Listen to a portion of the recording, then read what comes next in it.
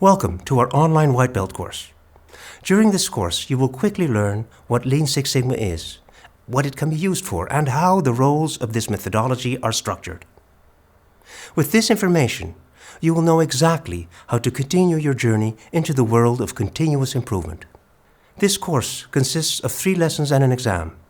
Each lesson contains a video, text, infographics, a summary, and a quiz with which to reinforce your learning.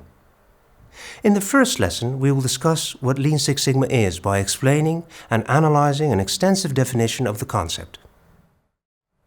This way, you will soon be able to thoroughly explain exactly what Lean Six Sigma is without having to resort to the standard answer of Lean plus Six Sigma or attempting to summarize its history first. In the second lesson, we will discuss why Lean Six Sigma is used. Basically, we answer the question, what is the added value of Lean Six Sigma? We answer this question on 3 separate levels. On an organizational level, on a team department level, and on an individual level. And in the third lesson, we will discuss the Lean Six Sigma roles and corresponding responsibilities. We will briefly discuss the factors that divide these roles and how they may impact their suitability for your needs and ambitions.